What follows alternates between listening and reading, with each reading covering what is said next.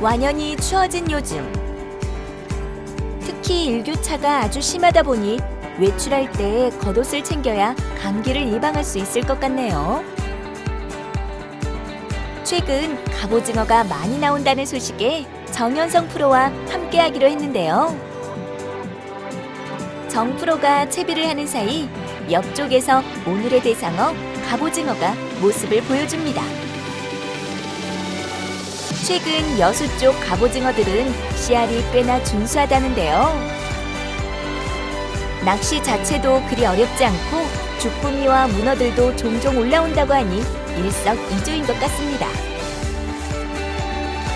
시작하자마자 올라온 갑오징어에 서둘러 채비를 마친 정연성 프로. 본격적으로 낚시를 시작해보는데요. 처음부터 한 마리가 나와서 기대했건만 영 소득이 없자 포인트를 이동하기로 합니다.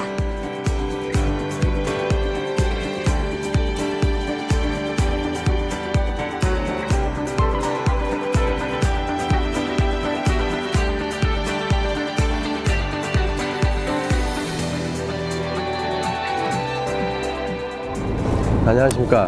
오늘은 전라남도 여수, 여러분들이 한려수도로 잘 알고 계시죠? 여수의 금오열도권에 갑오징어 소식이 들려와서 저희들이 이쪽으로 갑오징어 탐사 겸 출조를 나왔습니다.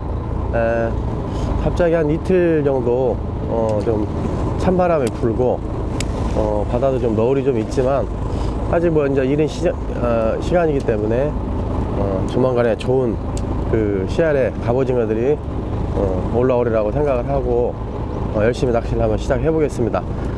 다른 그 기타 여건, 환경적인 여건은 아주 좋습니다. 열한물에 물때 좋고, 오늘 시작은 좀 그렇게 뭐 큰 조항은 없지만 하루 종일 낚시를 하게 되면 좋은 조항으로 마무리를 하지 않을까 생각을 합니다. 자, 즐겁게 한번 낚시를 즐겨보겠습니다. 평소에도 갑오징어 낚시를 곧잘 즐긴다는 정연성 프로. 출항 전 바람이 많이 불어 걱정했지만 해가 뜸과 동시에 잔잔해진 바다. 오늘 한번 기대해봐도 된다는 청신호겠죠? 그때 앞쪽에서 들어온 입질. 동시에 입질을 받는데 성공하는데요. 행여 먹물을 맞을까 재빨리 아이스박스에 넣어봅니다. 배 중앙에서도 릴레이 입질을 받는데 성공하고, 아직 시작이라 그런 걸까 사이즈가 작아도 여기저기 올라오는 걸 보니 힘이 납니다.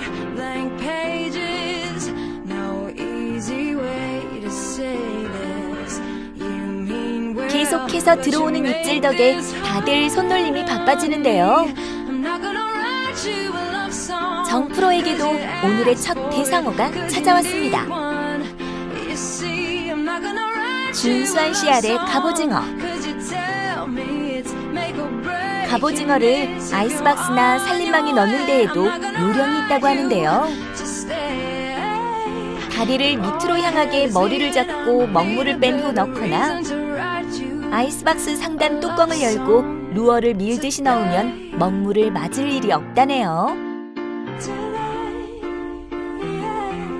바다 위에 끊임없이 펼쳐지는 먹물의 향연.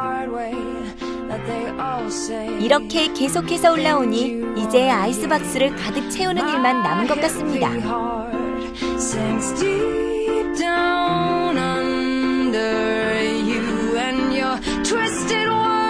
Your help just hurts. You are not what I thought you were. Hello to high and dry. Convinced me to please you. Made me think that I need this too. I'm trying to let you hear me as I am. I'm not gonna write you a love song, 'cause you ask for it, 'cause you need one. You see, I'm not gonna write you a love song, 'cause you tell me it's make or break in this. 갑자기 뚝 하고 끊겨버린 입질. 갑오징어를 어느 정도 잡고 나면 포인트를 이동해줘야 된다고 하는데요. 그 이유가 뭘까요? 저희가 이제 이 낚시를 하다 보면 포인트 이동이 잦습니다. 이제 어떤 조사님들은 왜 이렇게 포인트를 자주 이동을 하느냐, 지금 이 포인트 잘 나오고 있는데, 그런 말씀 하시는 조사님들 계시는데, 잦은 포인트 이동은 뭐냐면 저희가 그 일정 구획, 이 많은 포인트 중에서 선장님 같은 경우는 어느 구획에서 어느 구획까지가 갑오징어가 나오는 구획, 즉 갑오징어 나오는 바닥층은 대부분 여밭이나 쩍밭 또는 이런 그 모래 지점이나 뻘 지점과 여밭 지점의 경계, 이런 걸 잘 알고 계십니다, 선장님들은. 그래서 그분들이 어느 정도 구획을 지나서 일정한 고기가 나오면 그 자리는 다시 돌아볼 필요가 없다라고 생각을 하는 것이죠. 그래서 다른 장소로 또 이동을 하고, 그래서 이제 저희들이 어떤 낚시든 마찬가지겠지만 선상 낚시는 그 조사님들이 잡는 게 아니고 선장님들이 잡아주는 거예요. 포인트를 선장님들이 잘 알고 개발을 해서 좋은 포인트에 저희들을 안내를 하면 낚시하시는 분들은 그 포인트에서 낚시만 하시는 겁니다. 그래서 저희들이 항상 얘기하는 건 좋은 선장이 좋은 조과를 나게 해준다라는 그런 얘기를 많이 하죠. 그래서 서해안이든 남해안이든 뭐 조과 좋은 열심히 노력하는 선장님들은 항상 자리가 없죠.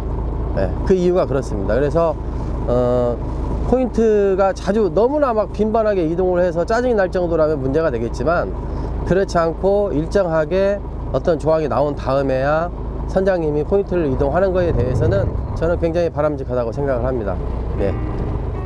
모든 선상 낚시가 그렇듯 선장의 포인트 선정이 무엇보다 중요하다는 정프로. 선장의 꾸준한 포인트 탐색이 있기에 초보, 베테랑 가리지 않고 많은 조항을 누릴 수 있었겠죠. 그렇게 5분 남짓 이동한 포인트. 이곳 역시 포인트에 도착하자마자 입질이 찾아왔는데요. 스키를 타듯 수면 위로 딸려오는 갑오징어.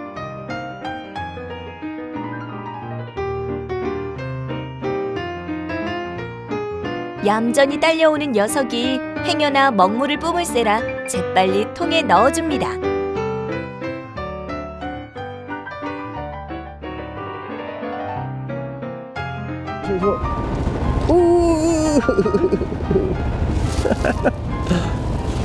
가끔 먹물을 맞을 때도 있지만 줄줄이 올라오는 갑오징어들을 보면 불쾌감이 가십니다. 나중에 아이스박스에 자리가 없을까 걱정까지 되는데요. 마리수도 좋고 씨알까지 커져가니 이보다 즐거울 수가 없을 것 같네요.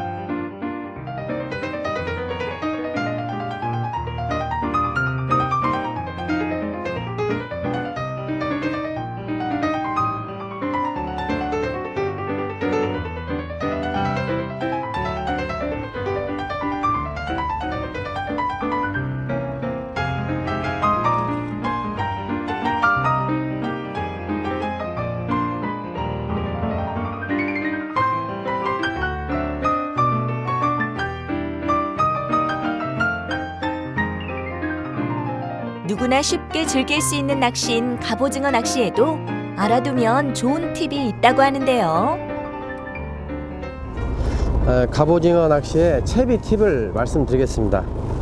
지금 시중에서 판매가 되는 공장에서 만든 생산품 같은 경우는 2단이나 3단 채비를 할 수 있게 나왔습니다. 하지만 저희는 십자 도래를 이용을 해서 그 애기의 움직임을 자유스럽게 만들어 주고요.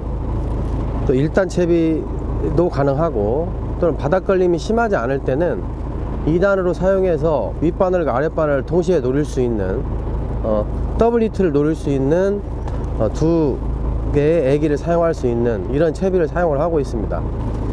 실제 조류가 약할 때는 관계가 없지만 조류가 심할 때 애기 개수가 사실은 채비에 굉장히 큰 부담을 주고 있습니다.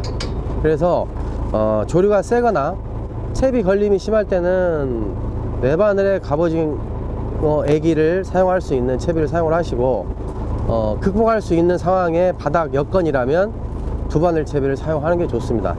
또한 저희가 갑오징어 낚시를 하다 보면 잦은 포인트 이동이 있습니다.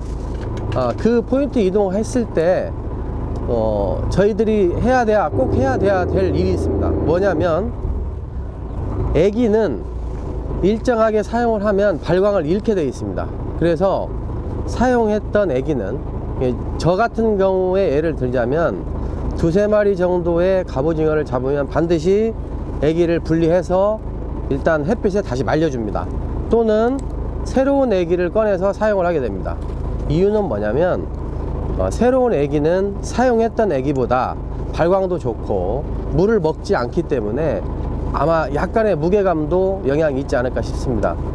또 한 가지의 팁이라면 저희들이 갑오징어를 잡다 보면 먹물 또는 갑오징어 살이 이 애기에 묻어 있는 경우가 있습니다. 그런 경우에는 갑오징어들 입질 빈도가 굉장히 약해져요. 그래서 저희들이 칫솔을 가지고 다니면서 갑오징어 살을 제거해주는 이런 작업도 하고 있습니다. 갑오징어나 쭈꾸미 또는 문어 낚시가 우리 낚시 장르 중에서 가장 많은 매니아층을 가지고 있습니다.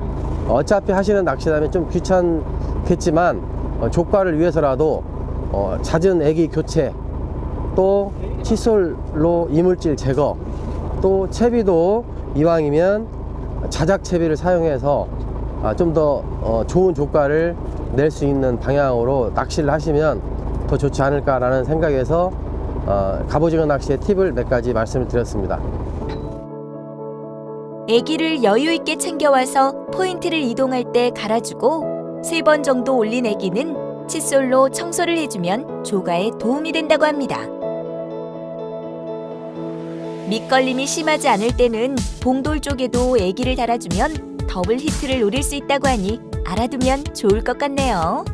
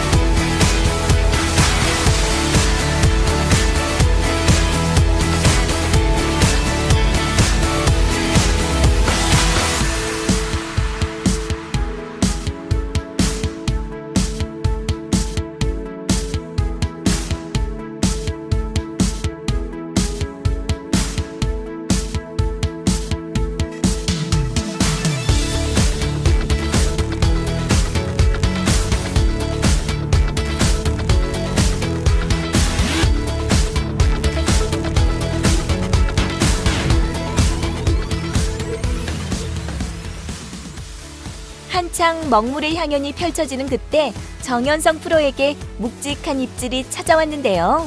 뭐냐, 뭐 갑오징어냐? 응? 오, 우와, 이야.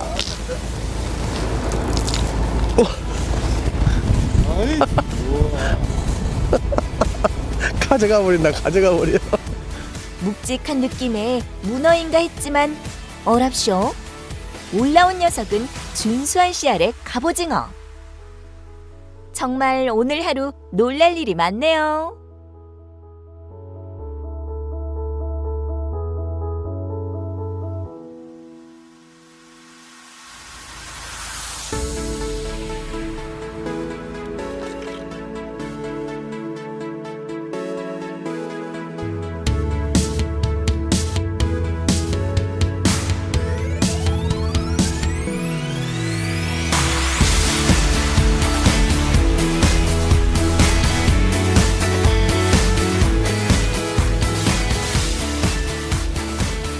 이번 역시 뭔진 몰라도 묵직하다는 정현성 프로. 과연 이번에는 어떤 녀석일지. 준수한 씨알의 문어입니다. 아쉽게도 시간상 이 문어가 오늘의 마지막 조가가 되겠네요.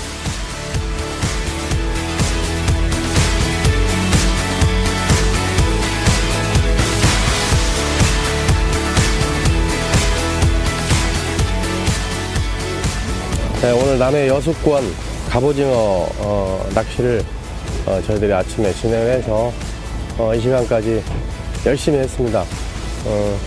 오전에 좀 날씨가 안 좋아서 상황이 좀 안 좋은 상황에서 시작을 했었는데 날씨가 다시 오후 들어가면서 시간이 흘러가면서 날씨 상황이 좋아지고 조항 자체도 다른 날과는 큰 변동이 없이 날이 좀 바람이 좀 차서 그게 좀 아쉬웠고 또 이제 뭐 내일 모레 계속 여기를 다닐 거지만 조항은 앞으로 마리수는 좀 줄고 씨알은 더 좋아지지 않는가 이제 그런 예상을 하고 있고 꾸준하게 남해권의 갑오징어 낚시는 앞으로도 더 상승세로 되지 않을까라는 생각을 하고 있습니다.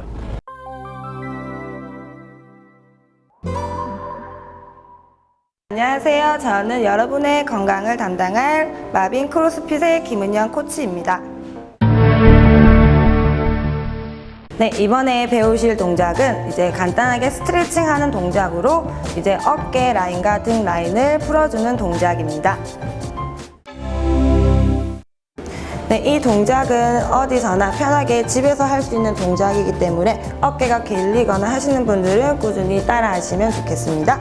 일단 바닥에서 무릎을 터치한 상태에서 무릎 위에 엉덩이가 올 수 있도록 고정시켜 주시고요. 천천히 무릎 간격 라인은 어깨 넓이 정도로 유지해 주십니다. 이 상태에서 천천히 한 손 한 손 멀리 가시면서 겨드랑이가 바닥에 터치될 수 있도록 지그시 눌러주시면 좋겠습니다. 이때 눌러주실 때 엉덩이가 뒤로 빠지지 않도록 고정시킨 상태에서 한 손 한 손 눌러주시고요. 만약에 어깨가 바닥에 터치가 안 되시는 분들은 터치가 할 수 있는 가동 범위 안에서 천천히 늘려갈 수 있도록 하시면 좋겠습니다. 이런 식으로 10초씩 버텼다가 천천히 다시 올라오셨다가 이런 식으로 반복하셔가지고 하루에 한 30초 이상 정도 해주시면 좋겠습니다.